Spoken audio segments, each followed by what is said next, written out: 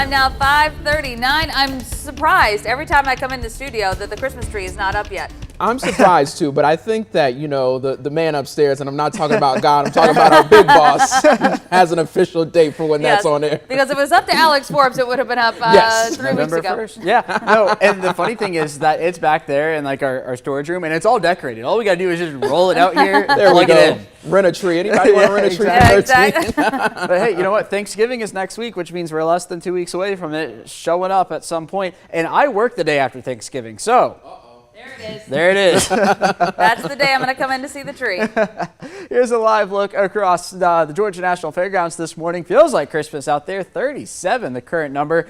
The temperature is 37, feels like 30 at this hour. Across the area, we've got 33 in Macon, 36 in Warner Robins, 37 down in Cochran, 38 in Forsyth, and 41 over in Thomaston. But you factor in just that little bit of wind, you get 27 in Montezuma, 31 in Butler, 27 in Macon, 36 in Warner Robins, and 34 is what it feels like right now in Vidalia. Nothing to speak of out there on the radar picture. Across the southeast, we are all quiet thanks to high pressure, which is up north of the Ohio River. This front that's out here over the Atlantic Ocean, that's what came through a few days ago and cooled us off quite dramatically. And out towards the west, that's our next front beginning to take shape, and that's going to make us even colder by the end of the week. So as we head into the day today, temperatures warming into the 50s, 55 or so by the noon hour, topping off somewhere right around 59. 1 or 2 showers was showing up on future view there, but I think our air is just a little too dry this afternoon for that. But we are certainly going to see the cloud cover begin to build in across central Georgia. Now, tomorrow morning, our air is not going to be dry at all. We do have some rain moving in. This is 7 a.m. here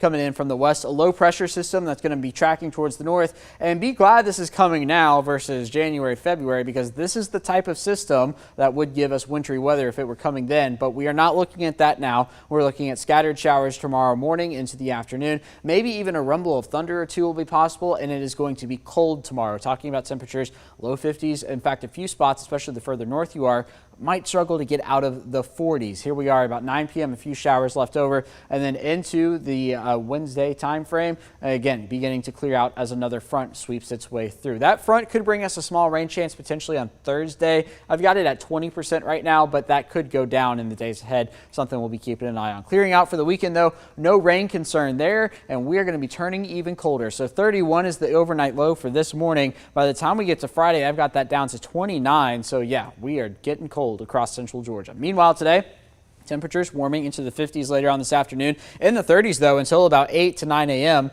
And once we get into the afternoon, 59 our high temperature. Calling it sunny after a cold morning. Sunrise at 7:04. Then for tonight, 45 the overnight low. Clouds will be building as rain's moving in. Sunset at 5:34. There's your 7-day forecast. Notice all the days at the bottom end of the range because each day is at least 10 degrees above average in terms of the average high. Today's average being 70. So yeah, we are 11 degrees below that and going even colder in the days ahead. On Friday morning, 29 is the overnight low, giving way to 50s over the weekend after starting each day in the 30s.